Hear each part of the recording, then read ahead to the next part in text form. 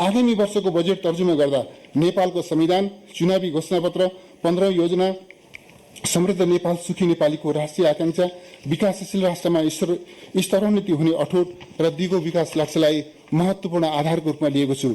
सबै प्रकारका सामाजिक आर्थिक विभेदको अन्त्य गर्दै विकास, समृद्धि र सामाजिक न्यायको यात्रालाई थप गतिशील बनाउने र समाजवादको आधार निर्माण गर्ने उद्देश्यबाट निर्देशित भएको छु। जनप्रतिनिधि, निजी क्षेत्र, बुद्धिजीवी, पेशाविद र आम नागरिकबाट प्राप्त सुझावलाई समेत यथोचित महत्व दिएको छु। आदरणीय दिदीबहिनी तथा दाजुभाइहरू, अर्थतन्त्रका महत्वपूर्ण परिसूचक विवरण र तथ्याङ्क समावेश गरिएको आर्थिक सर्वेक्षण 2077-78 सार्वजनिक भइसकेको छ। अब म मुलुकको अर्थतन्त्रको वर्तमान अवस्थाका बारेमा संक्षिप्त रूपमा प्रस्तुत गर्दछु। कोभिड-19 महामारीबाट आर्थिक गतिविधि प्रभावित हुँदा गत आर्थिक वर्षको आर्थिक वृद्धि दर 2.1%ले ऋणात्मक हुन पुग्यो। सरकारले कार्यान्वयन गरेको आर्थिक पुनरुत्थान सम्बन्धी नीति तथा कार्यक्रमको सकारात्मक परिणामस्वरूप चालु आर्थिक वर्षको आर्थिक वृद्धि दर 4% को हाराहारीमा रहने प्रारम्भिक अनुमान छ। तथापि कोभिड-19 को दोस्रो लहरबाट आर्थिक क्रियाकलाप पुनः प्रभावित भएकोले अनुमानित आर्थिक वृद्धि दर हासिल गर्न चुनौती थपिएको छ। गत वर्ष प्रति व्यक्ति कुल गृहस्थ उत्पादन प्रचलित मूल्यमा 1126 अमेरिकी डलर रहेकोमा चालु वर्ष 1191 अमेरिकी डलर र प्रति व्यक्ति खर्चयोग्य आय 1486 अमेरिकी डलर पुग्ने अनुमान छ। कुल गृहस्थ उत्पादनको अनुपातमा कुल लगानी 30.8% र कुल राष्ट्रिय बचत 31.4% हुने अनुमान छ। स्वास्थ्य जोखिमका बावजुद आपूर्ति श्रृङ्खला नियमित गर्न सकिएकाले मुद्रास्फीति नियन्त्रणमा छ। गत वर्ष 6.7% रहेको उपभोक्ता मुद्रास्फीति चालु आर्थिक वर्षको 9 महिनामा 3.1%मा सीमित भएको छ। शोधनान्तर स्थिति बचतमा रहेको, विप्रेषण आप्रवाहमा वृद्धि भएको, विदेशी विनिमय सञ्चित पर्याप्त रहेको, कर्जा र निक्षेपको वृद्धि दर सकारात्मक रहेको, पुँजी बजारमा कारोबार वृद्धि हुँदै गएको छ। तथापि कोभिड-19 को दोस्रो लहरका कारण यी परिसूचकमा आगामी दिनमा चाप पर्ने अनुमान छ। चालु आर्थिक वर्षको 10 महिनासम्म गत वर्षको सोही अवधिको तुलनामा सरकारी खर्चमा 16% र राजस्व सङ्कलन 14.1%ले वृद्धि भएको छ। वैशाख मसान्तसम्म रु 2 खर्ब 2 अर्ब 28 करोड वैदेशिक सहायताको प्रतिबद्धता प्राप्त भएको छ।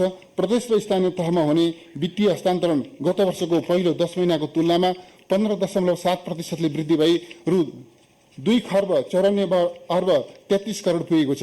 प्रदेश र स्थानीय तहमा रु 91 अर्ब 47 करोड राजस्व बाँडफाँड भएको छ।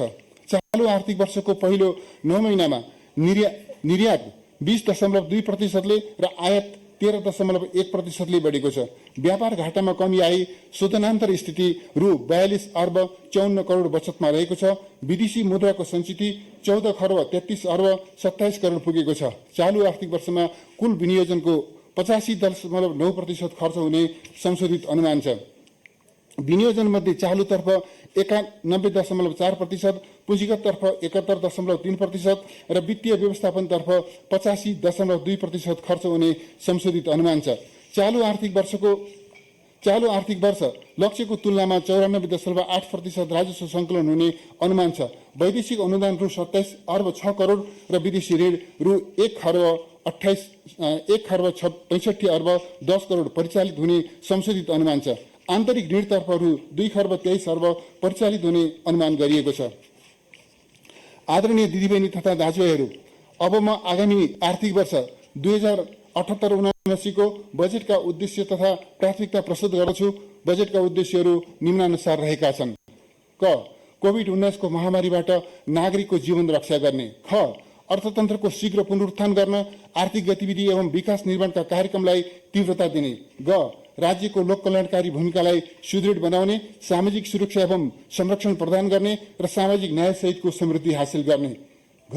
सार्वजनिक, निजी र सहकारी क्षेत्रमा उपलब्ध स्रोत र साधनलाई उत्पादनशील क्षेत्रमा परिचालन गर्दै उत्थानशील अर्थतन्त्र निर्माण गर्ने।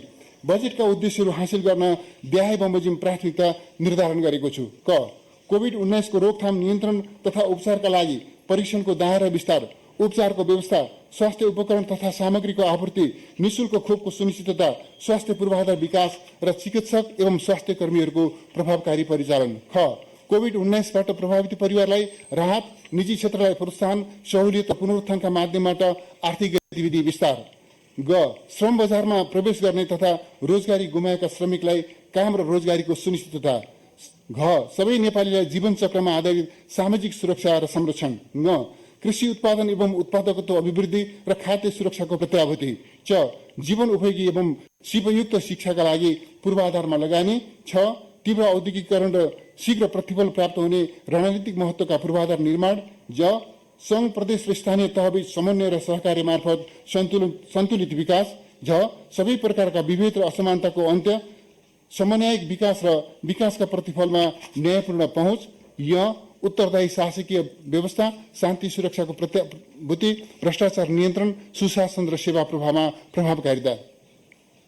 आदरणीय दिदीबहिनी तथा दाजुभाइहरू, अब म संघ प्रदेश र स्थानीय तहमा हुने वित्तीय हस्तान्तरणको विवरण प्रस्तुत गर्दछु। प्रदेश र स्थानीय तहमा हस्तान्तरण हुने समानीकरण, विशेष र समपूरक अनुदानका साथै प्रदेश र स्थानीय तहबाट कार्यान्वयन हुने संघीय आयोजना र कार्यक्रमको लागि प्रदान गरिने सशर्त अनुदानमा वृद्धि गरेको छु। राष्ट्रिय प्राकृतिक स्रोत तथा वित्त आयोगद्वारा निर्धारित सूत्रको आधारमा प्रदेशलाई रु 57 अर्ब 95 करोड र स्थानीय तहलाई रु 94 अर्ब 56 करोड समानीकरण अनुदान विनियोजन गरेको छु। सशर्त अनुदानतर्फ प्रदेशलाई रु 35 अर्ब 87 करोड र स्थानीय तहलाई रु 1 खर्ब 73 अर्ब 50 करोड विनियोजन गरेको छु। समपूरक अनुदानतर्फ रु 12 अर्ब 37 करोड र विशेष अनुदानतर्फ रु 12 अर्ब 46 करोड विनियोजन गरेको छु। राजस्व बाँडफाँडतर्फ प्रदेश र स्थानीय तहमा रु 1 खर्ब 26 अर्ब 69 करोड बाँडफाँड हुने अनुमान गरेको छु। संघ प्रदेश र स्थानीय तहको सहलगानीमा सञ्चालन हुने आयोजनाका लागि सशर्त अनुदान मार्फत वित्तीय हस्तान्तरण गर्ने प्रबन्ध मिलाएको छु। अब म आगामी आर्थिक वर्षको बजेटका कार्यक्रम तथा विनियोजन प्रस्तुत गर्दछु।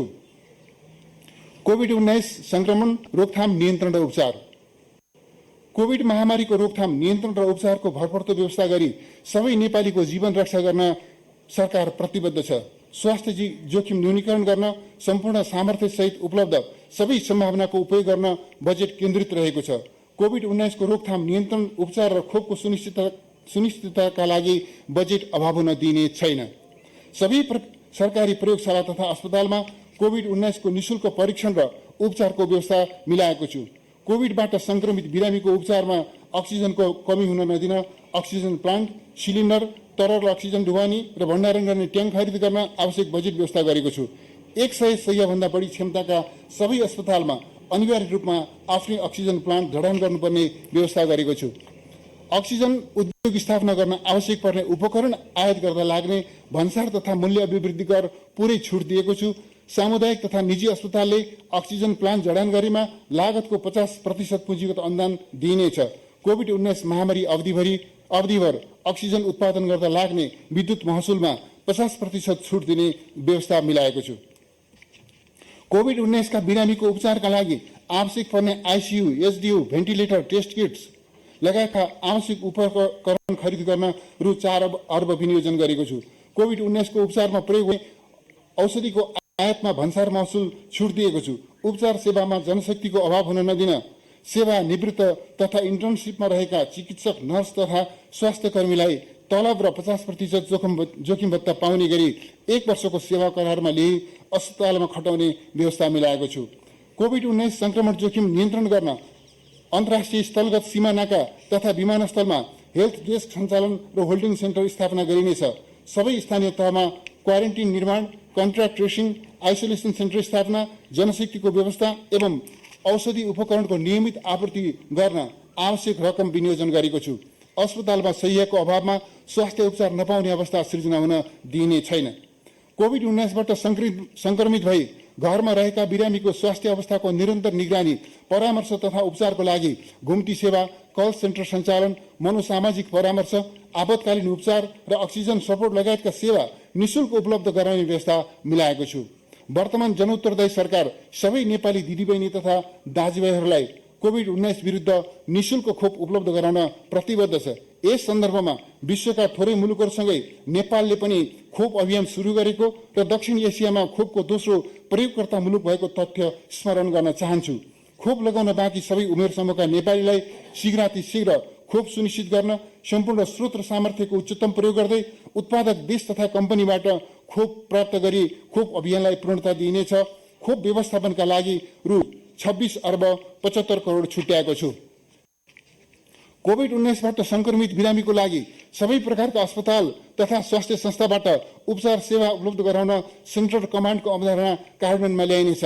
विशेषज्ञ चिकित्सक, अक्सिजन तथा भेन्टिलेटर, आइसियु, एसडियु र शय्याको उपलब्धताको विवरण नियमित रूपमा सार्वजनिक जानकारी गर्ने व्यवस्था मिलाएको छु। कोभिड-19 को उपचारमा संलग्न हुने स्वास्थ्य कर्मी, प्रयोगशालामा काम गर्ने कर्मचारी, सफाई कर्मी र कोभिड रोकथाममा प्रत्यक्ष रूपमा खटिने सुरक्षाकर्मीलाई प्रोत्साहन स्वरूप प्रदान गरिने जोखिम भत्ता लगायतका अन्य सुविधा संक्रमण जोखिम कायम रहेको अवधिसम्मको लागि निरन्तरता दिएको छु। कोभिड-19 को रोकथाम, नियन्त्रण र उपचारका लागि रु 37 अर्ब 53 करोड विनियोजन गरेको छु। स्वास्थ्य प्रणालीमा सुधार। आधारभूत स्वास्थ्य सेवा निशुल्क पाउने नागरिकको मौलिक हक सुनिश्चित गरिनेछ। सरकारद्वारा निशुल्क वितरण हुँदै आएका 70 प्रकारका औषधि सबै स्वास्थ्य संस्थामा निरन्तर उपलब्ध हुने व्यवस्था मिलाइनेछ। औषधिको मूल्य र गुणस्तरको नियमित अनुगमन गरिनेछ। औषधि खरिदको लागि रु 5 अर्ब 60 करोड विनियोजन गरेको छु। विभिन्न नागरिकलाई मुटु रोग, मृगोला रोग, cancer, Parkinson, Alzheimer's, spinal injury, head injury तथा सिकल सेल एनिमियाको उपचार गर्न हाल प्रदान गरेको अनुदान र 14 वर्ष मुनिका बालबालिका एवं 70 वर्षभन्दा माथिका ज्येष्ठ नागरिकको मुटु रोगको निशुल्क उपचार सुविधालाई निरन्तरता दिएको छु। यसको लागि रु 2 अर्ब 50 करोड विनियोजन गरेको छु। आगामी आर्थिक वर्षभित्र काठमाडौँ उपत्यकामा 300 शय्याको सुविधा सम्पन्न सरुवा रोग अस्पताल र सबै प्रदेशमा 50 शय्याको सरुवा रोग अस्पताल निर्माण गर्न रु 1 अर्ब 30 करोड विनियोजन गरेको छु। सबै जिल्ला अस्पतालमा प्रसुति तथा नवजात शिशु स्याहार सेवा सञ्चालनमा ल्याइनेछ। मातृ स्वास्थ्यमा सुधार ल्याउन हुम्ला, डोल्पा, मुगु, बझाङ लगायतका दुर्गम क्षेत्रका 20 जिल्लामा प्रसुति समय अगाडिको स्वास्थ्य जाँच र औषधिको सुविधा सहितको मातृ प्रतीक्षा गृह सञ्चालन गरिनेछ। विराटनगर, वीरगञ्ज, बुटवल र धनगढीका सरकारी अस्पतालमा निसन्तान दम्पतिको लागि आइभीएफ सेवा विस्तार गरिनेछ। आम नागरिकलाई गुणस्तरीय स्वास्थ्य सेवा सुनिश्चित गर्न यसै वर्षदेखि निर्माण कार्य थालनी गरिएका 397 स्थानीय तहका 5, 10 र 15 शय्याका आधारभूत अस्पताल 2 वर्षभित्र सम्पन्न गरी सञ्चालनमा ल्याइनेछ। आवश्यक अस्पताल स्थापना गर्न बाँकी रहेका स्थानीय तहमा आगामी आर्थिक वर्षभित्र निर्माण कार्य प्रारम्भ गरिनेछ। यसका लागि रु 6 अर्ब 15 करोड विनियोजन गरेको छु। स्थानीय स्तरमा सञ्चालन हुने बाल स्वास्थ्य तथा पोषण कार्यक्रमका लागि बजेट व्यवस्था गरेको छु। बालबालिकालाई बीसीजी, पोलियो, डीपीटी, दादुरा, टाइफाइड लगायतका 13 प्रकारका खोप सेवा प्रदान गरी मुलुकलाई आगामी वर्ष पूर्ण खोपयुक्त बनाउन बजेट व्यवस्था गरेको छु। आगामी वर्ष 6,20,000 बालबालिकालाई खोप सेवा उपलब्ध गराइनेछ। अस्पताल तथा स्वास्थ्य चौकीको विस्तारका साथै टेलिमेडिसिन, घुम्ती स्वास्थ्य सेवा, निशुल्क गर्भवती जाँच सेवा, प्रसुति सेवा, खोप सेवा, समुदायमा आधारित पुनर्स्थापना तथा प्रशामक सेवा मार्फत स्वास्थ्य सेवामा आम नागरिकको पहुँच स्थापित गरिनेछ। मुलुकभरका 52,000 महिला स्वास्थ्य सेविकालाई प्रदान गरिँदै आएको यातायात खर्चमा 7% वृद्धि गरी रु 12,000 पुर्याएको छु। आगामी 2 वर्षभित्र सबै स्थानीय तहलाई क्षयरोग मुक्त घोषणा गरिनेछ। मलेरिया, क्षयरोग, एड्स तथा यौन र कुष्ठरोग नियन्त्रणका कार्यक्रमका लागि रु 1 अर्ब 46 करोड बजेट व्यवस्था गरेको छु। परिवर्तित जीवनशैली, खानपान र वातावरणीय प्रदूषणको कारण बढ्दै गएको उच्च रक्तचाप, मधुमेह, मुटु तथा मृगौला रोग र क्यान्सर लगायतका नसर्ने रोगको निदान र उपचारका लागि दक्ष चिकित्सक र आधुनिक उपकरण सहित विशिष्टीकृत अस्पतालको स्थापना, स्तरोन्नति र विस्तार गर्ने व्यवस्था मिलाएको छु। 40 वर्ष माथिका नागरिकको रक्तचाप, पिसाब तथा रगतमा ग्लुकोज जाँच, स्तन क्यान्सर र पाठेघरको मुखको क्यान्सरको वर्षमा एक पटक निशुल्क परीक्षण गर्ने व्यवस्था मिलाएको छु। आगामी वर्ष 3 प्रदेशका 9 जिल्लामा पाठेघरको मुखको क्यान्सर विरुद्ध खोप कार्यक्रम सञ्चालन गरिनेछ। सबै मेडिकल कलेज, स्वास्थ्य विज्ञान प्रतिष्ठान र केन्द्रीय अस्पतालले कम्तीमा एउटा सरकारी अस्पतालमा नियमित रूपमा विशेषज्ञ सेवा सहितको सेटेलाइट क्लिनिक सञ्चालन गर्नुपर्ने व्यवस्था मिलाइनेछ। 50 शय्याभन्दा बढी क्षमताका स्वास्थ्य संस्थाले महिनाको एक पटक आफ्नो सेवा क्षेत्रभित्र अनिवार्य रूपमा घुम्ती क्लिनिक सञ्चालन गर्नुपर्ने व्यवस्था मिलाइनेछ। 200 शय्याभन्दा बढी क्षमताका सामुदायिक एवं निजी अस्पतालमा मानसिक रोग उपचारको लागि न्यूनतम 10 शय्या छुट्याउनु पर्ने व्यवस्था गरिनेछ। 50 शय्याभन्दा बढी क्षमता भएका अस्पतालमा ज्येष्ठ नागरिक उपचार कक्ष निर्माण गरिनेछ। जटिल तथा घातक प्राकृतिक रोगको उपचारका लागि विदेश जानुपर्ने बाध्यताको अन्त्य गरी स्वदेशमा नै अन्तर्राष्ट्रिय स्तरको सेवा सुनिश्चित गर्न त्रिभुवन विश्वविद्यालय चिकित्सा शास्त्र अध्ययन संस्था संस्थान अन्तर्गत काठमाडौँको कीर्तिपुरमा nephrology, urology, neurology, neurosurgery, spinal surgery, cardiology, cardio surgery, pulmonology, gastroenterology र ग्यास्ट्रो सर्जरी लगायत रोगको विशिष्टीकृत उपचार सेवा, डायग्नोस्टिक सेन्टर र अध्ययन, अध्यापन तथा अनुसन्धानका लागि 1500 शय्याको अत्याधुनिक सुपर स्पेसिलिटी केन्द्रको निर्माण कार्य सुरु गरी आगामी 3 वर्षभित्र सञ्चालनमा ल्याउन बजेटको व्यवस्था गरेको छु। क्यान्सर रोगको अध्ययन, अनुसन्धान र उपचार गर्न राष्ट्रिय क्यान्सर रोग अध्ययन संस्थान स्थापना गरी भक्तपुर क्यान्सर अस्पताल, बीपी कोइराला मेमोरियल क्यान्सर अस्पताल र सुशील कोइराला प्रखर क्यान्सर अस्पताललाई यस अध्ययन संस्थान मार्फत सञ्चालन गरिनेछ। मनमोहन कार्डियोभास्कुलर तथा ट्रान्सप्लान्ट केन्द्र, त्रिभुवन विश्वविद्यालय शिक्षण अस्पताल, बीपी कोइराला क्यान्सर अस्पताल, जीपी कोइराला राष्ट्रिय श्वास प्रश्वास केन्द्र, सुशील कोइराला प्रखर अस्पताल, रामराजा प्रसाद सिंह स्वास्थ्य विज्ञान प्रतिष्ठानको पूर्वाधार निर्माण गर्न रु 1,28 करोड विनियोजन गरेको छु। कान्ति बाल अस्पतालको आइसियु वार्ड लगायत पूर्वाधार निर्माण गर्न रु 34 करोड छुट्याएको छु। शहीद गंगालाल मुटुरोग अस्पतालको सेवा विस्तार गरी बाल मुटुरोग युनिट सञ्चालन एवं अपरेसन थिएटर स्तरोन्नति गर्न रु 58 करोड विनियोजन गरेको छु। वीर अस्पतालको विस्तारित सेवा सञ्चालन गर्न भक्तपुरको दुवाकोटमा अन्तर्राष्ट्रिय स्तरको अत्याधुनिक सुविधा सम्पन्न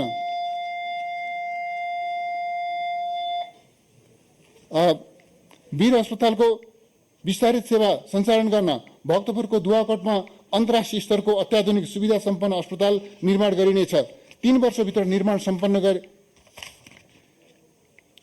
गरी सेवा सञ्चालन गर्ने लक्ष्यका साथ आगामी आर्थिक वर्षमा विस्तृत परियोजना प्रतिवेदन लगायत पूर्व तयारी कार्य सम्पन्न गरिनेछ।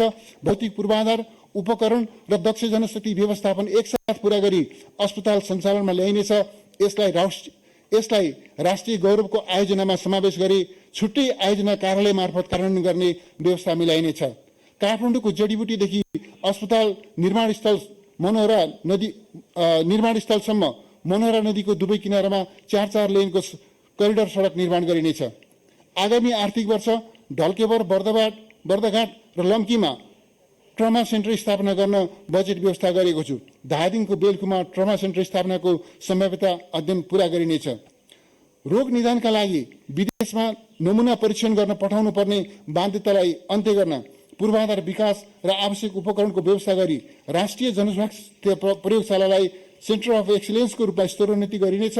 प्रादेशिक प्रयोगशालालाई रिफरल प्रयोगशालामा स्तरोन्नति गर्न बजेट व्यवस्था गरेको छु। सामुदायिक तथा निजी स्वास्थ्य संस्थाबाट प्रदान गरिने रेडियोलोजी तथा इमेजिङ सेवाको मापदण्ड निर्धारण र नियमन गर्न छुट्टै संयन्त्र स्थापना गरिनेछ। निरोगी नेपाल अभियानलाई प्रभावकारी बनाउन स्वच्छ विचार, स्वस्थ खाना र नियमित व्यायाम गर्न नागरिक जागरण कार्यक्रम सञ्चालन गरिनेछ। आयुर्वेद, प्राकृतिक चिकित्सा तथा अन्य वैकल्पिक चिकित्सा पद्धतिलाई प्रवर्धन गरिनेछ। सबै प्रदेशमा आयुर्वेदिक अस्पताल र प्राकृतिक चिकित्सालय स्थापना गरिनेछ। आगामी आर्थिक वर्षभित्र सबै स्थानीय तहमा स्वास्थ्य बीमा कार्यक्रम विस्तार गरी न्यूनतम 50% परिवारलाई बीमाको दायरामा ल्याइनेछ। स्वास्थ्य बीमा बोर्डको संस्थागत क्षमता अभिवृद्धि गरिनेछ। बीमा कार्यक्रमको दिगोपनको लागि वैकल्पिक वित्तीय स्रोतको व्यवस्था गरिनेछ। स्वास्थ्य बीमा कार्यक्रम सञ्चालन गर्न रु 7,50 करोड विनियोजन गरेको छु। स्वास्थ्य विज्ञान प्रतिष्ठान आयोग तथा अनुसन्धान केन्द्रको भूमिकालाई प्रभावकारी बनाउन एकीकृत कानून तर्जुमा गरिनेछ। नयाँ स्थापना हुने तथा स्तरोन्नति भएका अस्पताल एवं स्वास्थ्य संस्थाको लागि आवश्यक दरबन्दी थप गरिनेछ। स्वास्थ्य तथा जनसङ्ख्या मन्त्रालयको बजेट वृद्धि गरी रु 1,22,77 करोड पुर्याएको छु। अब म राहत, सहुलियत र आर्थिक पुनर्स्थापन कार्यक्रम तथा विनियोजन प्रस्तुत गर्दछु। राहत, सहुलियत र आर्थिक पुनर्स्थापन। कोभिड महामारीको प्रतिकूल प्रभावले गर्दा शिथिल भएको अर्थतन्त्रलाई चलायमान बनाई अर्थतन्त्रका मुख्य परिचालक क्षेत्रलाई प्रवर्धन गर्न र तीव्र आर्थिक वृद्धिको लक्ष्य हासिल गर्न राहत, सहुलियत र आर्थिक पुनरुत्थानका कार्यक्रम कार्यान्वयन गरिनेछ। गुणस्तरीय खानेपानी सेवा सुनिश्चित गरी नागरिकको स्वास्थ्यमा सुधार ल्याउन नेपाल खानेपानी संस्थान, काठमाडौँ उपत्यका खानेपानी लिमिटेड र स्थानीय तहले ग्राहस्थ उपभोक्तालाई वितरण गर्ने मासिक 20,000 लिटरसम्मको खानेपानी महसुल यसै महिनादेखि छुट दिई निःशुल्क उपलब्ध गर्ने व्यवस्था गरेको छु। निषेधाज्ञा अवधिभर खाद्य व्यवस्था तथा व्यापार कम्पनी र साल ट्रेडिङ कम्पनीबाट बिक्री हुने चामल, पिठो, दाल, नुन, खाने तेल, चिनी तथा खाना पकाउने ग्यासको बिक्री मूल्यमा 20% छुट दिने व्यवस्था मिलाएको छु। साझेदारी, सहलगानी तथा सबै प्रकारका खानेपानी तथा सिंचाई उपभोक्ता समितिले तिर्नुपर्ने विद्युतको डिमान्ड शुल्क र महसुल पुरै छुट दिने व्यवस्था गरेको छु। निषेधाज्ञा अवधिभर घरायसी तथा साना विद्युत उपभोक्ताले मासिक 20 युनिटसम्म खपत गर्नेलाई 70%, मासिक 150 युनिटसम्म खपत गर्नेलाई 50% र 250 युनिटसम्म खपत गर्नेलाई 30% महसुल छुट दिइनेछ। उत्पादनमूलक उद्योग, होटल तथा चलचित्र उद्योगलाई निषेधाज्ञा अवधिको विद्युत डिमान्ड शुल्क छुट दिने व्यवस्था मिलाइनेछ। कोभिड-19 प्रभावित होटल, ट्राभल, ट्रेकिङ लगायतका पर्यटन व्यवसाय, सार्वजनिक यातायात, हवाई सेवा, चलचित्र उद्योग, हस्तकला उद्योग, सञ्चार गृह, विज्ञापन सेवा, tailoring, beauty parlour, health club जस्ता व्यवसायले आर्थिक वर्ष 2078-79 मा तिर्नुपर्ने इजाजत तथा नवीकरण दस्तुर छुट दिई स्वत नवीकरण हुने व्यवस्था मिलाएको छु।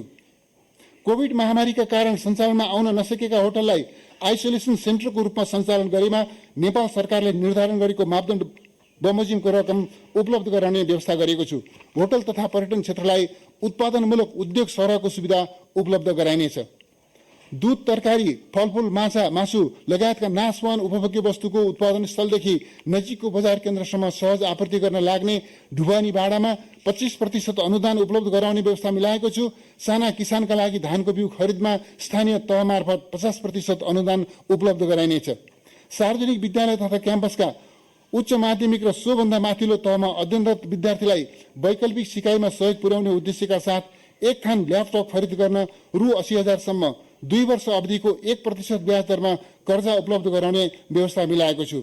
16 वर्षभन्दा माथि उमेरका विद्यार्थीलाई एक थान सिम कार्ड निःशुल्क उपलब्ध गराइनेछ। सामाजिक सुरक्षा कोषमा आबद्ध श्रमिक तथा रोजगारदाताले जम्मा गर्नुपर्ने 2078 जेठ र असार महिनाको योगदान रकम नेपाल सरकारले बिहोर्ने गरी बजेट छुट्याएको छु। घरेलु, साना, मझौला तथा ठूला उद्योग, पर्यटन, निजी शैक्षिक संस्था, यातायात, चलचित्र उद्योग तथा सञ्चार गृहमा कार्यरत श्रमिक तथा कर्मचारीको पारिश्रमिक भुक्तानी तथा व्यवसाय सञ्चालनका लागि स्थापना गरिएको व्यावसायिक निरन्तरता कोषलाई आगामी आर्थिक वर्षमा पनि निरन्तरता दिएको छु। सरकारी र सरकारी स्वामित्वका निकायको घर, गोदाम वा जग्गा भाडामा लिई व्यवसाय गरेका व्यवसायीहरूले निषेधाज्ञा अवधिको भुक्तानी गर्नुपर्ने भाडामा 50% सम्म छुट दिने व्यवस्था मिलाइनेछ। सार्वजनिक खरिद संस्थाको हर्जना नलाग्ने गरी 6 महिनासम्म म्याद थप गर्ने र बैंक ग्यारेन्टीको अवधि बढाउँदा थप दस्तुर नलिने व्यवस्था मिलाएको छु। निर्माण व्यवसायलाई चालु पुँजी व्यवस्थापनमा सहयोग पुर्याउन रिटेन्सन मनी बापतको 50% रकम बराबरको बैंक ग्यारेन्टी राखी फिर्ता लिन पाउने व्यवस्था मिलाइनेछ। निर्माण व्यवसायको क्षमता अभिवृद्धि तथा व्यावसायिक हितका लागि निर्माण व्यवसाय कोषको रकम परिचालन गरिनेछ। कोभिड-19 प्रभावित व्यवसायीका लागि नेपाल राष्ट्र ब्याङ्कबाट 5% ब्याज दरमा प्रदान गरिँदै आएको पुनर्कर्जा सुविधालाई निरन्तरता दिएको छु। पुनर्कर्जाको सुविधा उपयोग गर्न पाउने व्यवसायको क्षेत्र र रकमको सीमा विस्तार गरिनेछ। लघु, साना तथा मझौला उद्योग, व्यवसाय, कृषि, युवा उद्यम, महिला उद्यम तथा वैदेशिक रोजगारबाट फर्किएका व्यक्तिहरूका लागि प्रदान गरिने सहुलियतपूर्ण कर्जाको सीमा र क्षेत्र विस्तार गरिनेछ। यसका लागि 5% ब्याज अनुदान दिन रु 13 अर्ब विनियोजन गरेको छु। आन्तरिक पर्यटनलाई प्रवर्धन गर्न निजामती सार्वजनिक संस्थान र प्रतिष्ठानका कर्मचारीलाई 10 दिनको पारिश्रमिक बराबरको रकम सहित पर्यटन कार्ड उपलब्ध गराइनेछ। निजी क्षेत्रमा कार्यरत कर्मचारीलाई समेत सोही अनुसारको सुविधा प्रदान गर्न प्रेरित गरिनेछ। सडक, ऊर्जा, रेलमार्ग र विमानस्थल आयोजना, निर्माण, सञ्चालन र मर्मतमा सार्वजनिक निजी साझेदारी अवधारणा कार्यान्वयनमा ल्याइनेछ। भायबिलिटी ग्याप फन्डिङका लागि परियोजना लागतको 30% सम्म पुँजीगत अनुदान उपलब्ध गराउन कानुनी व्यवस्था गरिनेछ। यसबाट निजी लगानी प्रवर्धन हुनुका साथै रोजगारी सृजनामा योगदान पुग्ने विश्वास लिएको छु। भायबिलिटी ग्याप फन्डिङका लागि बजेट व्यवस्था गरेको छु। युवा उद्यमीलाई स्टार्टअप व्यवसायमा संलग्न हुन प्रेरित गर्ने उद्देश्यले परियोजना धितो राखी 1% ब्याज दरमा रु 25 लाखसम्म बिउ पुँजी कर्जा उपलब्ध गराइनेछ। स्टार्टअप व्यवसायको दर्ता, नवीकरण तथा अन्य सेवा एक द्वार प्रणालीबाट निःशुल्क उपलब्ध गराउने व्यवस्था मिलाएको छु। स्टार्टअप व्यवसायमा वैदेशिक लगानी भित्राउन नीतिगत सहजीकरण गरिनेछ। यसका लागि रु 1 अर्बको च्यालेन्ज फण्ड स्थापना गरेको छु। नेपाल भ्रमण गर्ने विदेशी पर्यटकलाई 1 महिना अवधिको पर्यटकीय भिसा निःशुल्क प्रदान गरिनेछ। अब म श्रम, रोजगारी तथा सामाजिक सुरक्षा सम्बन्धी कार्यक्रम तथा विनियोजन प्रस्तुत गर्दछु। श्रम, रोजगार र रोजगारी सृजना। सबै नागरिकलाई मर्यादित रोजगारी सुनिश्चित गर्न सरकारी, निजी, सहकारी र गैर सरकारी क्षेत्रको समन्वय र सहकार्यमा काम र रोजगारीका अवसर सृजना गरिनेछ। प्रधानमन्त्री रोजगार कार्यक्रमको पुनर्संरचना गरी बेरोजगार व्यक्तिलाई न्यूनतम 100 दिनको रोजगारी सुनिश्चित गरिनेछ।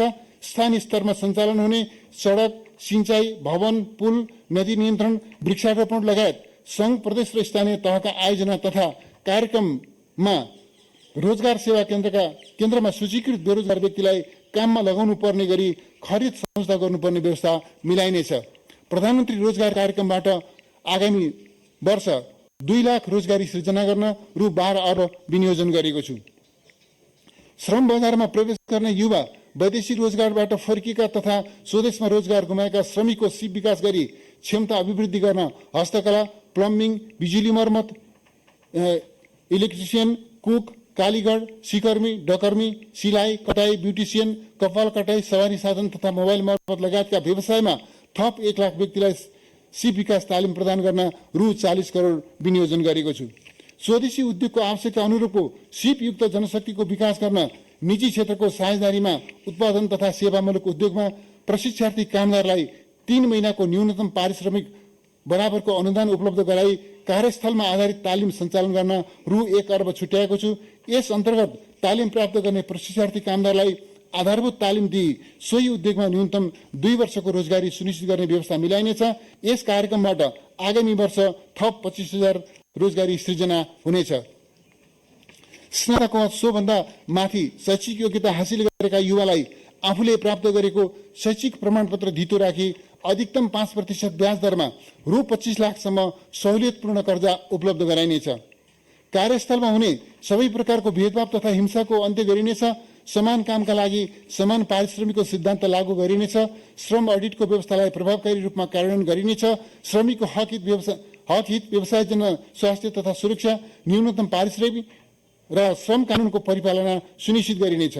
औद्योगिक प्रतिष्ठान तथा संगठित क्षेत्रमा कार्यरत श्रमिक एवं कामदारको निःशुल्क सामूहिक दुर्घटना बीमा गर्ने व्यवस्था मिलाइनेछ।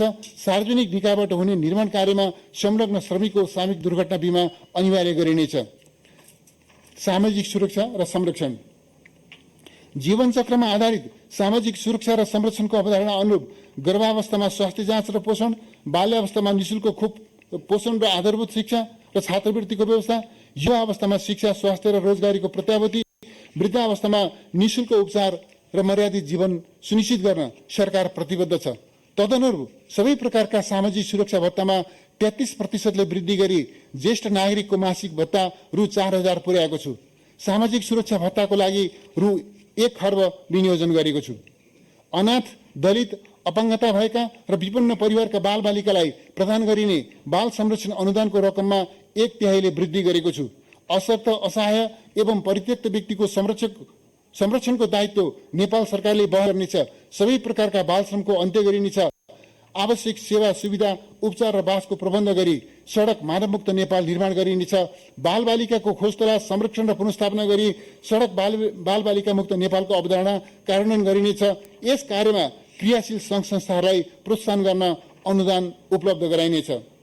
सबै प्रदेशमा अपाङ्गता पुनर्स्थापना केन्द्र स्थापनाको लागि सम्भाव्यता अध्ययन गरिनेछ। बौद्धिक अपाङ्गता भएका बालबालिकाको उपचार सेवालाई सहज र प्रभावकारी बनाइनेछ। अपाङ्गता भएका व्यक्तिले प्रयोग गर्ने सहायक सामग्रीको उत्पादन गर्ने संस्थालाई अनुदान उपलब्ध गराउने व्यवस्थालाई निरन्तरता दिएको छु। सार्वजनिक भौतिक संरचना पूर्वाधार तथा यातायातका साधनहरू अपाङ्ग मैत्री बनाइनेछ। योगदानमा आधारित निवृत्ति भरण कोष ऐनमा संशोधन गरी प्राध्यापक, शिक्षक लगायत अन्य राष्ट्र सेवकलाई समेत यस प्रणालीमा आबद्ध गरिनेछ। योगदानमा आधारित सामाजिक सुरक्षा कोषको दायरालाई फराकिलो बनाई स्वरोजगार व्यक्ति, असंगठित क्षेत्रका श्रमिक एवं करार र ज्यालादारीमा कार्यरत श्रमिकलाई समेत आबद्ध गरिनेछ। श्रम, रोजगार तथा सामाजिक सुरक्षा मन्त्रालयको लागि रु 14 अर्ब विनियोजन गरेको छु। महिला बालबालिका र ज्येष्ठ नागरिक।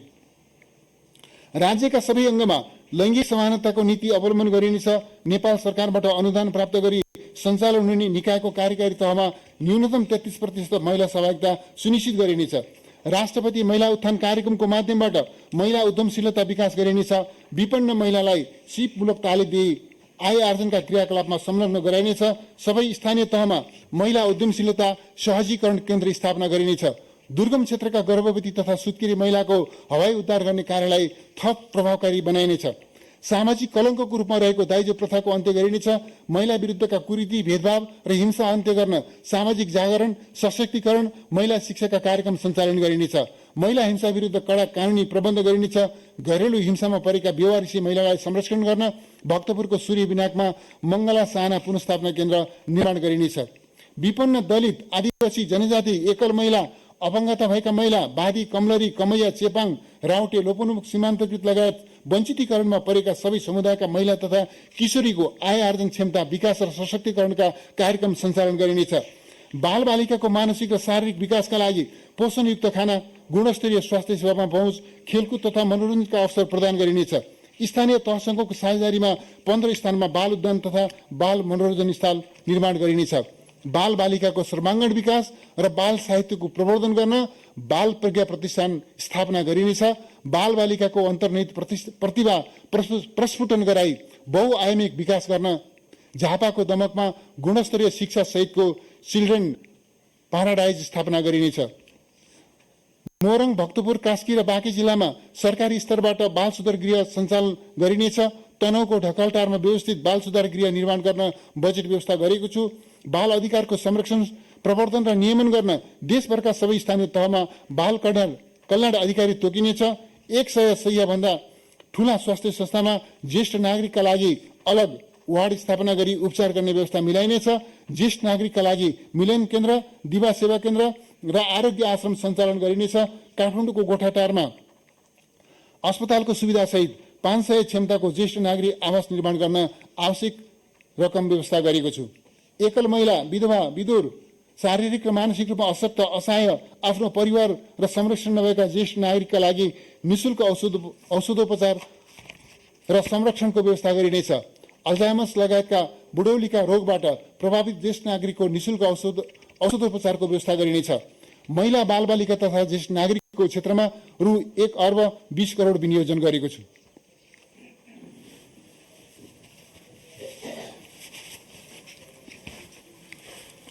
अब म कृषि, वन, उद्योग, वाणिज्य, पर्यटन लगायत आर्थिक क्षेत्रका कार्यक्रम र विनियोजन प्रस्तुत गर्दछु। कृषि तथा पशुपन्छी विकास। कृषि क्षेत्रलाई आधुनिकीकरण र व्यवसायीकरण गरी उत्थानशील अर्थतन्त्रको प्रमुख आधारको रूपमा विकास गरिनेछ। कृषि उपजको मूल्य श्रृङ्खलाबाट उत्पादक किसान लाभान्वित हुने व्यवस्था गरिनेछ। कृषि उत्पादनको विविधीकरण एवं विशिष्टीकरण मार्फत उत्पादकत्व अभिवृद्धि गरी नागरिकको खाद्य एवं पोषण अधिकार सुनिश्चित गरिनेछ। कृषि योग्य जमिनको चक्राबन्दी गरी कौबलियत, सामूहिक र करार खेती गर्न प्रोत्साहित गरिनेछ। प्रधानमन्त्री कृषि आधुनिकीकरण परियोजनाको प्रभावकारिता वृद्धि गरिनेछ। कृषि बाली, मत्स्य र पशुपन्छी उत्पादन लगायतका थप 71 जोन सञ्चालनमा ल्याइनेछ। रबर खेतीको प्रवर्धन गर्न रबर जोन सञ्चालनमा ल्याइनेछ। पकेट क्षेत्रमा कृषकलाई प्राविधिक सहयोग उपलब्ध गराउन कृषि विषयका स्नातक तहमा अध्ययनरत 300 विद्यार्थीलाई इन्टर्नको रूपमा खटाइनेछ। सबै जिल्लाका कृषि ज्ञान केन्द्रमा कृषि स्नातक उत्तीर्ण गरेका एक जना प्राविधिकलाई 1 वर्षको लागि करारमा लिई खटाइनेछ। यस परियोजना कार्यान्वयनका लागि रु 7 अर्ब 98 करोड विनियोजन गरेको छु। उपयोगमा नआएका सरकारी कृषि र कृषि फर्म र बाँझो जमिनमा व्यवसायिक खेती गर्न निजी क्षेत्रलाई लिजमा दिने नीति अवलम्बन गरिनेछ। पहाडी क्षेत्रका भोजपुर, नुवाकोट, बैतडी लगायतका जिल्लामा फलफूल र हिमाली क्षेत्रका मनाङ, मुस्ताङ, म्याग्दी, डोल्पा लगायतका जिल्लामा व्यावसायिक पशुपालनका लागि निजी क्षेत्रलाई प्रोत्साहन गर्न बजेट व्यवस्था गरेको छु।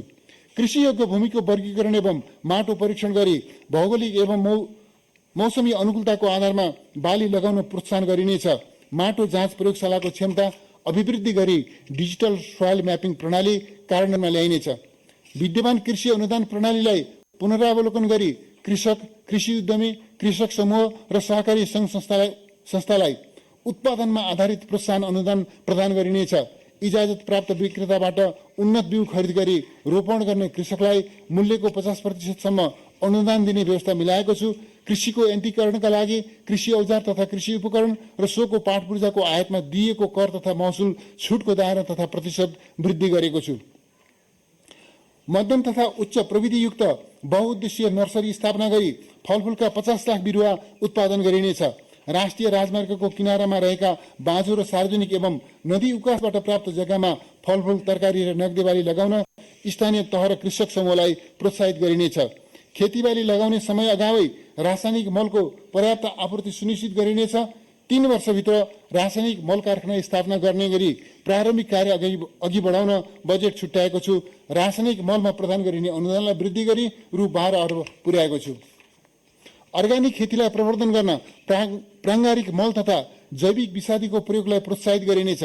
अर्ग्यानिक खेतीको पकेट क्षेत्रमा उत्पादित उपजको ब्रान्डिङ, प्रमाणीकरण र बजार प्रवर्धन गरिनेछ।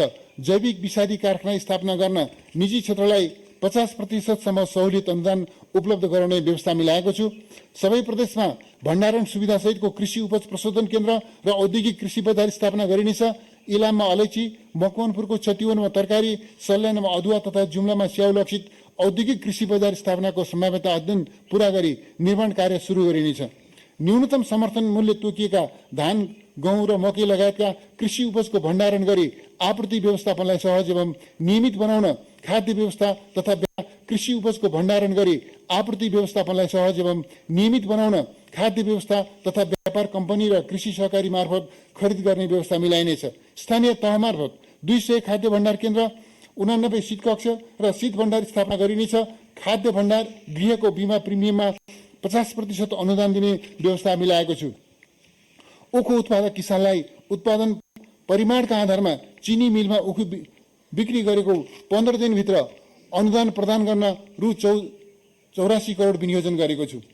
प्रदेश तथा स्थानीय तह मार्फत मेचीनगर, रङ्गेली, रत्ननगर, कागेश्वरी, मनहरा, सन्धिखर्क लगायत 17 स्थानमा कृषि थोक बजार स्थापना गरिनेछ। सल्यानको कपुरकोट र डोटीको सिलगढीमा कृषि थोक बजार स्थापना गर्न पूर्व तयारी कार्य गरिनेछ। काठमाडौँको चौहारमा निर्माणाधीन फलफूल तथा तरकारी हाट बजार सञ्चालनमा ल्याइनेछ। कृषि उत्पादन ढुवानी गर्न कृषि रज्जुमार्ग निर्माण गर्न स्थानीय तह तथा कृषि सहकारीलाई 50% पुँजीगत अनुदान उपलब्ध गराइनेछ। कृषि उपज सङ्कलन, प्रशोधन तथा ब्रान्डिङ गरी स्वदेशी तथा अन्तर्राष्ट्रिय बजारमा बिक्री वितरण गर्न रूपन्देहीको कर्साघाटमा आधुनिक प्रविधियुक्त कृषि उपज थोक बजार केन्द्रको निर्माण कार्य आरम्भ गरिनेछ। उत्पादक किसानको कृषि उपजको यथार्थ मूल्य प्राप्त गर्ने सुनिश्चितताको लागि मध्यस्थकर्ताको अनुचित नाफालाई नियन्त्रण गरिनेछ। कृषकलाई बिउ बिजन तथा मलको उपलब्धता, मौसम र सबै प्रकारका कृषि उपजको बजार मूल्य सम्बन्धी जानकारीमूलक सूचना मोबाइल एप्स मार्फत नियमित रूपमा उपलब्ध हुने व्यवस्था मिलाइनेछ। कृषिमा आधारित उद्यम तथा मूल्य श्रृङ्खला विकासको लागि सहुलियतपूर्ण कर्जा प्रवाह गर्न रु 7 अर्ब 60 करोड छुट्याएको छु। इच्छुक किसान सहभागी हुन सक्ने गरी कृषि बाली तथा पशुपक्षी बिमाको दायरा विस्तार गरिनेछ। पशु र बाली बिमाको प्रिमियम बापत 50% अनुदान दिने व्यवस्थालाई निरन्तरता दिएको छु। 2 वर्षभित्र नेपाललाई दूध र तरकारी, 3 वर्षभित्र गहुँ, मकै, कोदो र फापर एवं 5 वर्षभित्र चामलमा आत्मनिर्भर बनाइनेछ। कृषकबाट उत्पादित दूधका लागि बजार सुनिश्चित गर्न विराटनगर, पोखरा लगायतका स्थानमा दूध सङ्कलन र चिस्यान केन्द्रको स्थापना र क्षमता विस्तार गरिनेछ। स्वदेशमा उत्पादित दूध तथा दूधजन्य पदार्थको खपत वृद्धि गर्न निजी तथा सहकारी सङ्घ संस्थाहरूको लगानीमा उच्च तापमानयुक्त दूध प्रशोधन तथा धुलो दूध कारखाना स्थापना गर्न 35% पुँजीगत अनुदान दिने व्यवस्था मिलाएको छु। मनाङ, मुस्ताङ, जुम्ला लगायतका हिमाली जिल्लामा व्यावसायिक स्याउ खेती प्रवर्धन गर्न बेर्ना खरिदका लागि 50% अनुदानको व्यवस्था गरेको छु। सोलुखुम्बु, जाजरकोट, बैतडी लगायतका 9 जिल्लामा मिसन ओखर कार्यक्रम सञ्चालन गरिनेछ। भोजपुर, काभ्रे, पर्वत, स्याङ्जा, दाङ, डडेलधुरा लगायतका 10 जिल्लामा व्यावसायिक कागती खेती विस्तार कार्यक्रम सञ्चालन गरिनेछ। सुधारिएको गोठ निर्माण, पशुदाना, आहार र घाँसको उत्पादन तथा चरण क्षेत्र विकास एवं विस्तारका लागि कार्यक्रम सञ्चालन गरिनेछ। मुलुकका 468 स्थानीय तहमा कृत्रिम गर्भाधान मिसन कार्यक्रम सञ्चालन गरी 7 लाख उन्नत नस्लका गाई, भैँसी र बाख्रा उत्पादन गरिनेछ। उच्च प्रजननमान भएका स्रोत पशु स्वदेशमै उत्पादन गरिनेछ। कृत्रिम गर्भाधान सेवा निःशुल्क उपलब्ध गराइनेछ। गाई भैँसी र कुखुरामा लाग्ने महामारी रोग नियन्त्रणको लागि खोप उत्पादनमा नेपाललाई आत्मनिर्भर बनाइनेछ। पशु स्वास्थ्य सुधार कार्यक्रमका लागि आवश्यक रकम विनियोजन गरेको छु। सबै प्रदेशमा स्वच्छ र व्यवस्थित नमुना पशुपक्षी वधशाला निर्माण गरी सञ्चालनमा ल्याउन निजी क्षेत्रलाई सहुलियत र प्रोत्साहन गरिनेछ। विराटनगर, पोखरा, सुर्खेत र धनगढीमा आधुनिक पशु वधशाला स्थापना गरिनेछ। कृषि अनुसन्धानमा लगानी वृद्धि गरिनेछ। नेपाल कृषि अनुसन्धान परिषदबाट अन्नबाली, तरकारी तथा फलफूलका वर्णशंकर जात विकास गरिनेछ। रैथाने प्रजातिका बिउ, बिजन र नस्ललाई संरक्षण गर्न विश्वविद्यालयसँग सहकार्य गरिनेछ। कृषि उत्पादन वृद्धिका लागि प्रत्येक 2 वर्षमा बिउ फेर्न किसानलाई प्रोत्साहित गरिनेछ। नेपाल कृषि अनुसन्धान परिषदको लागि रु 3 अर्ब विनियोजन गरेको छु। कृषि अनुसन्धानमा आधुनिक प्रविधिको सैद्धान्तिक एवं व्यावहारिक ज्ञान प्रदान गर्न 2 वर्षभित्र झापाको चन्द्रडाँगी, सर्लाहीको नवलपुर लगायत सबै प्रदेशका एक कृषि फर्मलाई सेन्टर अफ एक्सिलेन्सको रूपमा विकास गरी सञ्चालनमा ल्याइनेछ। अब कोही भोकै पर्दैन, भोकले कोही मर्दैन भन्ने सरकारको संकल्पलाई व्यावहारिक रूपमा कार्यान्वयन गर्न भूमिहीन किसान, दलित र आर्थिक तथा सामाजिक दृष्टिले पछाडि परेका वर्ग र समुदायमा खाद्य एवं पोषणको पहुँच विस्तार गरिनेछ। भोकमरी तथा खाद्य असुरक्षाको जोखिममा रहेका व्यक्ति, परिवार, वर्ग र समुदायलाई खाद्यान्न उपलब्ध गराई भोकमरी अन्त्य गरिनेछ। खाद्य वस्तुको स्वच्छता एवं गुणस्तर कायम गर्न अनुगमन गर्ने निकायको क्षमता अभिवृद्धि गरिनेछ। राष्ट्रिय खाद्य तथा दाना रेफरेन्स प्रयोगशालालाई अन्तर्राष्ट्रिय मापदण्ड अनुरूप विकास गरी खाद्य स्वच्छता परीक्षणको क्षेत्र र दायरा विस्तार गरिनेछ। प्रमुख कृषि थोक तथा हाट बजारमा विषादी अवशेष परीक्षणका लागि घुम्ती सेवा सुरु गरिनेछ। कृषि तथा पशुपक्षी विकासतर्फ रु 45 अर्ब 9 करोड विनियोजन गरेको छु। सिंचाई, कृषि योग्य जमिनमा नदी पथान्तरण, नहर, लिफ्ट, कुलो तथा भूमिगत सिंचाई प्रणालीको माध्यमबाट सिंचाई सुविधा पुर्याई कृषि उत्पादन र उत्पादकत्व वृद्धि गरिनेछ। निर्माणाधीन आयोजना निर्धारित समयमै सम्पन्न गर्न, सम्भाव्यता अध्ययन पूरा भएका सिंचाई आयोजना निर्माण प्रारम्भ गर्न र सिंचाई प्रणालीको नियमित मर्मत समार गर्न प्राथमिकताका साथ बजेट छुट्याएको छु। आगामी वर्ष थप 29,400 हेक्टर कृषि योग्य जमिनमा सिंचाई सुविधा विस्तार गरिनेछ। सिक्टा सिंचाई आयोजनाको पश्चिम मूल नहरबाट थप 2,000 हेक्टर भूमिमा सिंचाई सुविधा पुर्याइनेछ। आयोजनाको पूर्वी खण्डमध्ये आगामी वर्ष थप 20 किलोमिटरको मूल नहर र 12 किलोमिटर शाखा नहर निर्माण सम्पन्न गरी थप 5,000 हेक्टर जमिनमा सिंचाई सुविधा विस्तार गरिनेछ। सिक्टा सिंचाई आयोजनाको सम्पूर्ण निर्माण कार्य आगामी 2 वर्षभित्र सम्पन्न गरिनेछ। यसका लागि रु 1 अर्ब 56 करोड छुट्याएको छु। रानी जमरा कुलरिया सिंचाई आयोजनाको पहिलो चरण अन्तर्गतको 9 किलोमिटर मूल नहर निर्माण कार्य आगामी वर्ष सम्पन्न गरी थप 3,000 हेक्टर भूमिमा सिंचाई सुविधा पुर्याइनेछ। दोस्रो चरण अन्तर्गत लम्की एक्सटेन्सनको कान्द्रा खोलासम्मको 15 किलोमिटर मूल र 5 किलोमिटर शाखा नहर निर्माण सम्पन्न गरिनेछ। आगामी 3 वर्षभित्र यस आयोजनाको सम्पूर्ण कार्य सम्पन्न गरी 20,300 हेक्टर भूमिमा सिंचाई सुविधा पुर्याइनेछ। आयोजना अन्तर्गतको विद्युत गृहबाट 4.7 मेगावाट विद्युत उत्पादन गरिनेछ। यस आयोजनाको लागि रु 2 अर्ब 35 करोड विनियोजन गरेको छु। महाकाली सिंचाई आयोजनाको तेस्रो चरण अन्तर्गत 10 किलोमिटर मूल नहर निर्माण र ब्रह्मदेव मण्डी क्षेत्रमा शाखा नहर निर्माण गरी 2,900 हेक्टर जमिनमा सिंचाई सुविधा उपलब्ध गराउन रु 1 अर्ब 25 करोड विनियोजन गरेको छु। बबई सिंचाई आयोजनाको पश्चिम खण्डको बाँकी 8 किलोमिटर नहर निर्माण सम्पन्न गर्न रु 1 अर्ब 44 करोड विनियोजन गरेको छु। प्रगन्ना, बडकापत, बागमती, पालुङटार, बृहदाङ उपत्यका लगायत साना मझौला र ठूला सतह सिंचाई आयोजना निर्माण गर्न रु 1 अर्ब 61 करोड विनियोजन गरेको छु। यी आयोजनाहरूबाट आगामी वर्ष थप 400 हेक्टर कृषियोग्य जमिनमा सिंचाई सुविधा उपलब्ध हुनेछ। सुरुङको माध्यमबाट एक नदीको पानी अर्को नदीमा पथान्तरण गरी खानेपानी, सिंचाई र विद्युतका लागि बहुउद्देश्य प्रयोग गर्ने प्रविधिबाट हामी जलस्रोतको उपयोग गर्न नयाँ युगमा प्रवेश गरेका छौँ। निर्माणाधीन नदी पथान्तरण आयोजना समयमा नै सम्पन्न गरिनेछ। सम्भावनायुक्त स्थानमा नदी पथान्तरण आयोजना सञ्चालन गरी झापादेखि कञ्चनपुरसम्मका तराईका भूभागमा सिंचाई सुविधा विस्तार गरिनेछ। निर्माणाधीन भेरी बबई पथान्तरण बहुउद्देश्य आयोजनाको हेडवर्क्स निर्माण कार्य आगामी आर्थिक वर्षमा सम्पन्न गरिनेछ। 2 वर्षभित्र बाँके र बर्दिया जिल्लाका थप 15,000 हेक्टर भूमिमा सिंचाई सुविधा विस्तार गर्नुका साथै 48 मेगावाट क्षमताको विद्युत गृह निर्माण सम्पन्न गरिनेछ। यस आयोजनाका लागि रु 3 अर्ब 7 करोड विनियोजन गरेको छु। 9 मोरे बहुउद्देश्य नदी पथान्तरण आयोजनाको DPR तयारी गरी निर्माण सुरु गर्न बजेट व्यवस्था गरेको छु।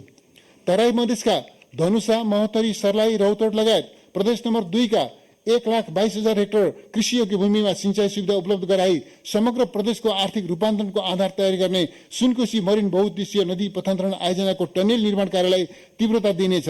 आगामी आर्थिक वर्ष हेडवर्क्स र विद्युत गृह निर्माण सुरु गरिनेछ। आयोजनाको निर्माण सम्पन्न हुँदा सम्पूर्ण कमान्ड एरियाको कृषि भूमिमा सिंचाई सुविधा पुर्याउने गरी मूल र शाखा नहर निर्माण सम्पन्न गरिनेछ।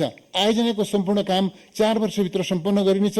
यस आयोजनाका लागि रु 2 अर्ब 46 करोड विनियोजन गरिएको छु। आगामी वर्ष तमोर, चिस्याङ, कालीगण्डकी तिनाउ नदी पथान्तरण आयोजनाको विस्तृत परियोजना प्रतिवेदन तयारी गर्नुका साथै आयोजना कार्यान्वयनको ढाँचा निर्धारण र स्रोत व्यवस्थापनको काम सम्पन्न गरी निर्माण कार्य प्रारम्भ गरिनेछ। माडी, दाङ र पश्चिम सेती कैलाली नदी पथान्तरण आयोजनाको विस्तृत परियोजना प्रतिवेदन तयार गर्न बजेट छुट्याएको छु। आगामी आर्थिक वर्ष समृद्ध तराई मध्य सिंचाई विकास कार्यक्रम अन्तर्गत झापा, सप्तरी, उदयपुर, चितवन, नवलपरासी पूर्व, दाङ, बर्दिया, कञ्चनपुर लगायत 25 जिल्लाको 20,000 हेक्टर खेतीयोग्य भूमिमा सिंचाई सुविधा विस्तार गर्न 5,000 स्यालो ट्युबवेल र 200 डिप ट्युबवेल जडान गरिनेछ। यस कार्यक्रमका लागि रु 2 अर्ब 34 करोड विनियोजन गरेको छु। एकीकृत ऊर्जा तथा सिंचाई विशेष कार्यक्रम अन्तर्गत सुनकोशी, त्रिशुली, कालीगण्डकी, राप्ती, भेरी, कर्णाली र चमेलिया लगायतका नदी किनाराका टार तथा फाँटमा लिफ्टिङ गरी 600 हेक्टर कृषियोग्य भूमिमा सिंचाई सुविधा विस्तार गर्न आवश्यक रकम व्यवस्था गरेको छु। पहाडी क्षेत्रका कृषियोग्य भूमिमा सिंचाई सुविधा पुर्याउन स्थानीय तह र समुदायको सहभागितामा पोखरी निर्माण गरिनेछ। यसका लागि स्थानीय तहलाई वित्तीय हस्तान्तरण गरिनेछ। नदी नियन्त्रण तथा जलाधार संरक्षण, मानव बस्तीको सुरक्षा र कृषियोग्य भूमिको संरक्षण र जमिन उकास गरी स्थानीय तह मार्फत उत्पादनशील उपयोग गर्न नदी नियन्त्रणका कार्यक्रम सञ्चालन गरिनेछ। कन्काई, रतुवा, कमला, लालबकैया, बाणगंगा, पश्चिम राप्ती, कर्णाली र महाकाली नदी नियन्त्रणका कार्यक्रमको लागि रु 3 अर्ब 91 करोड विनियोजन गरेको छु। झापाको भद्रपुर, म्याग्दीको बैनी, डोल्पाको दुनै, बझाङको चैनपुर र दार्चुलाको खलङ्गा बजारलाई नदी कटानबाट संरक्षण गर्न बजेट व्यवस्था गरेको छु। जनताको तटबन्ध अन्तर्गत मावा, बिरिङ, बक्राहा, खाडो, रातो, लखनदेही, पूर्वी राप्ती, तिनाउदाना, भादा, मोहना लगायतका नदी नियन्त्रण कार्यक्रमलाई निरन्तरता दिई 115 किलोमिटर संरचना निर्माण गर्न बजेट छुट्याएको छु। नदी नियन्त्रण र पहिरो व्यवस्थापनमा नवीन तथा बायो इन्जिनियरिङ प्रविधिको प्रयोग गरिनेछ। त्रियोगा नदीको कटानबाट उदयपुरको गाईघाट बजार लगायत अन्य बस्ती र कृषियोग्य भूमिको संरक्षण गर्न 84 किलोमिटर तटबन्ध 3 वर्षभित्र निर्माण गरिनेछ। झापादेखि कञ्चनपुरसम्मको चुरे पहाडको भावर क्षेत्रमा कोशी, गण्डकी, कर्णाली एवं तिनका सहायक नदी प्रणालीलाई अन्तर आबद्ध गरी नहर निर्माण गर्न सम्भाव्यता अध्ययनको लागि बजेट व्यवस्था गरेको छु। यसबाट तराईको सिंचाई प्रणालीलाई व्यवस्थित गर्न, जलचक्रलाई निरन्तरता दिन, जलयात्रा एवं पर्यटन प्राइम लाइभ गरिनेछ। सहकारी संघ संस्थालाई स्थानीय कच्चा पदार्थमा आधारित घरेलु तथा साना उद्योगको प्रवर्धन, स्थानीय उत्पादनको भण्डारण, प्रशोधन, प्याकेजिङ र बजारीकरणका लागि प्रोत्साहित गरिनेछ। सहकारी संघ संस्थालाई कृषि तथा पशुपन्छीजन्य उत्पादनको प्रशोधन गरी मूल्य श्रृङ्खला विकास गर्न सहुलियतपूर्ण कर्जा दिने व्यवस्था गरेको छु। सहकारी संघ संस्थालाई स्थानीय तहसँगको साझेदारीमा कृषि बजार केन्द्र स्थापना गर्न सहयोग उपलब्ध गराइनेछ। कृषि सामग्री भण्डारण गर्न साबिकका साझा सहकारी संस्थाका गोदाम मर्मत गरी सञ्चालनमा ल्याउन स्थानीय तहलाई सशर्त अनुदान प्रदान गरिनेछ। सहकारीको माध्यमबाट खाद्यान्न, दलहन, तरकारी, फलफूल, चिया, अलैँची, कफी खेती गर्न आवश्यक पर्ने बिउ, बिजन, यन्त्र र उपकरण खरिदमा अनुदान दिने व्यवस्था मिलाएको छु। रोजगारीका अवसर विस्तार गर्ने सहकारी संघ संस्थाको क्षमता अभिवृद्धि र संस्थागत सुदृढीकरणका लागि प्राविधिक सहयोग र प्रतिफलमा आधारित अनुदान उपलब्ध गराइनेछ। सहकारी क्षेत्रको सुदृढीकरणका लागि बजेट व्यवस्था गरेको छु। आगामी वर्ष सबै जिल्लाका गरिब घर परिवारलाई राज्य सुविधा परिचय पत्र वितरण गर्ने काम सम्पन्न गरिनेछ। सरकारको तर्फबाट प्रदान गरिने गरिब लक्षित सबै सेवा सुविधालाई सोही परिचय पत्रसँग आबद्ध गरिनेछ। गरिबीसँग विशेषकर कार्यक्रमलाई निरन्तरता दिएको छु। गरिबी निवारण कोषलाई खारेज गरेको छु। कोषमा आबद्ध करिब 32,000 सामुदायिक समूहलाई सहकारीमा रूपान्तरण गरिनेछ। समूहले परिचालन गरेको रु 19 अर्ब आवर्ती कोषलाई सहकारीको बिउ पुँजीको रूपमा उपयोग गरी गरिबी निवारणका कार्यक्रम सञ्चालन गरिनेछ। भूमि व्यवस्था, सहकारी तथा गरिबी निवारण मन्त्रालयको लागि रु 8 अर्ब 21 करोड विनियोजन गरेको छु। वन विकास, काष्ठ, गैर काष्ठ र जडीबुटीमा आधारित वनजन्य उद्यमलाई रोजगारी र आर्थिक उपार्जनसँग आबद्ध गरी उद्यमशीलता प्रवर्धन गरिनेछ। मुलुकको आर्थिक समृद्धिमा वन क्षेत्रको योगदान अभिवृद्धि गर्न दिगो वन व्यवस्थापनको राष्ट्रिय मापदण्ड कार्यान्वयनमा ल्याइनेछ। राष्ट्रपति सूर्य संरक्षण कार्यक्रम अन्तर्गत शिवालिक तथा महाभारत क्षेत्रमा 200 पोखरी निर्माण गरी भूमिगत जल पुनर्भरण गरिनेछ। सूर्य क्षेत्रका 164 नदी प्रणालीमा भूक्षय नियन्त्रणका कार्यक्रम सञ्चालन गरिनेछ। यस कार्यक्रमका लागि रु 1,53 करोड विनियोजन गरेको छु। निर्यातको सम्भावना रहेका बोधिचित्त, रुद्राक्ष, चिराइतो, श्रीखण्ड, पाँचौले लगायतका उच्च मूल्ययुक्त वनस्पति र जडीबुटीको व्यावसायिक उत्पादन, प्रशोधन र प्रमाणीकरण बजारीकरण गर्न प्रोत्साहित गरिनेछ। भौगोलिक सम्भाव्यताका आधारमा वनस्पति एवं जडीबुटीका नर्सरी विकास गरिनेछ। जडीबुटी बालीको बिमा गरी प्रिमियम रकममा 50% अनुदान दिने व्यवस्था मिलाएको छु। राष्ट्रिय निकुञ्ज, आरक्ष, संरक्षित क्षेत्र, मध्यवर्ती क्षेत्र, सिमसार, वनस्पति उद्यान र सामुदायिक वनमा जैविक विविधता र प्राकृतिक सौन्दर्यमा आधारित पर्यटन पूर्वाधार विकास गरिनेछ। निजी क्षेत्रसँगको सहकार्यमा कञ्चनपुर, बर्दिया, चितवन, नुवाकोट र दोलखा जिल्लामा प्रकृतिमा आधारित पर्यटन पूर्वाधार विकास कार्यक्रम सञ्चालन गरिनेछ। भक्तपुरको सूर्य विनायकमा निर्माणाधीन राष्ट्रिय प्राणी उद्यान र तनहुँमा भानुभक्त प्राणी उद्यानको निर्माण कार्य सम्पन्न गरिनेछ। सबै प्रदेशमा प्रादेशिक तहका प्राणी उद्यान स्थापना गर्न सम्भाव्यता अध्ययनका लागि बजेट छुट्याएको छु। मानव र वन्यजन्तु बीचको द्वन्द्व न्यूनीकरणका लागि संरक्षित क्षेत्र र राष्ट्रिय वनमा रहेका जैविक मार्ग, घाँसे मैदान, सिमसार, प्राकृतिक पोखरी एवं वासस्थानको संरक्षण गरिनेछ। संरक्षित र मध्यवर्ती क्षेत्रभित्र बसोबास गर्ने नागरिक र कर्मचारीलाई वन्यजन्तुको आक्रमणबाट हुन सक्ने क्षति परिपूरण गर्न दुर्घटना बिमा गराइनेछ। वन्यजन्तु वनजन्य पशुपक्षीको व्यावसायिक पालन गर्न निजी, सहकारी र सामुदायिक संस्थालाई प्रोत्साहित गरिनेछ। पाँचौले, केसर र यार्सगुम्बा जस्ता दुर्लभ एवं बहुमूल्य वनस्पति तथा जडीबुटीको व्यावसायिक खेती गर्न अनुसन्धान केन्द्र स्थापना गरिनेछ। बाघ, एकसिङे गैंडा, हात्ती, कस्तुरी, गोही, सालक जस्ता सङ्कटापन्न तथा दुर्लभ वन्यजन्तुको संरक्षण गरिनेछ। रोजगारी र आय आर्जनको अवसर विस्तार गर्न वन क्षेत्रमा सामूहिक खेती र निजी जग्गामा कृषि वन लगाउन प्रोत्साहित गरिनेछ। लुम्बिनी प्रदेश र प्रदेश नम्बर 2 का 50 स्थानीय तहमा समृद्धिका लागि वन कार्यक्रम सञ्चालन गरिनेछ। सूर्य तथा तराई मधेस क्षेत्रमा 1,50,00,000 वृक्षारोपण गरिनेछ। शहरी क्षेत्रका सडक किनारा, आवास क्षेत्र र खुला क्षेत्रमा फलफूलका बिरुवा रोपी हरित सहर विकास गरिनेछ। वृक्षारोपण र संरक्षण कार्यमा नेपाली सेना, नेपाल प्रहरी, सशस्त्र प्रहरीलाई समेत परिचालन गरिनेछ।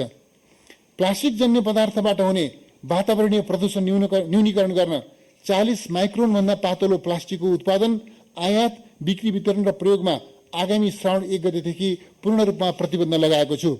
शपिङ मल तथा डिपार्टमेन्टल स्टोर लगायतका सबै व्यापारिक प्रतिष्ठानमा प्लास्टिकको झोलाको सट्टा सुती, जुट र कागजका झोला प्रयोग गर्नुपर्ने व्यवस्था मिलाएको छु। 40 माइक्रोन भन्दा पातलो प्लास्टिक झोला वा सिट उत्पादन गर्ने उद्योगले पुरानो मेसिनको पाट पूर्जा प्रतिस्थापन गरी नयाँ जडान गरेमा हुने थप लगानी बराबरको रकम पुँजीगत अनुदान उपलब्ध गराइनेछ। वातावरणीय प्रदूषणले मानव स्वास्थ्यमा पारेको प्रतिकूल प्रभावलाई नियन्त्रण गर्न र स्वच्छ एवं वातावरण मैत्री विकासलाई प्रवर्धन गर्न विद्युतीय सवारी साधनको उपयोगलाई प्रोत्साहन गरिनेछ। पेट्रोलियम पदार्थबाट सञ्चालन हुने हलुका सवारी साधनलाई सम्मत 2088 सम्ममा विद्युतीय सवारी साधनले विस्थापित गर्ने रणनीतिक योजना तर्जुमा गरी कार्यान्वयन गरिनेछ। यसका लागि अवलम्बन गर्नुपर्ने नीति, छुट तथा सुविधा र पूर्वाधार विकासका सम्बन्धमा सुझाव दिन विज्ञ सहितको कार्यदल गठन गरिनेछ। पेट्रोलियम पदार्थबाट सञ्चालन हुने सवारी साधनलाई विद्युतीय सवारी साधनमा रूपान्तरण गरेमा 5 वर्षसम्म नवीकरण शुल्क र सडक निर्माण तथा चम्भार दस्तुर छुट दिने व्यवस्था मिलाएको छु। रौतहट, बारा, पर्सा, चितवन, बाँके, बर्दिया, कैलाली र कञ्चनपुर लगायतका तराई मधेसका 13 जिल्लामा कार्बन उत्सर्जन न्यूनीकरण कार्यक्रम सञ्चालन गर्न बजेट छुट्याएको छु। जलवायु परिवर्तनको प्रतिकूल प्रभाव न्यूनीकरण गर्न स्थानीय समुदायको क्षमता अभिवृद्धि गरिनेछ। इलाम, राजविराज, जोमसोम, दिपाल लगायतका स्थानमा वायु गुणस्तर मापन केन्द्र स्थापना गरिनेछ। वायु, ध्वनि तथा जल प्रदूषण सम्बन्धी क्षेत्रगत मापदण्ड अद्यावधि गरी कार्यान्वयन गरिनेछ।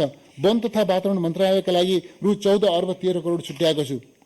पर्यटन प्रवर्धन, अनुपम प्राकृतिक सौन्दर्य, प्रचुर जैविक विविधता र अतुलनीय प्राइम लाइव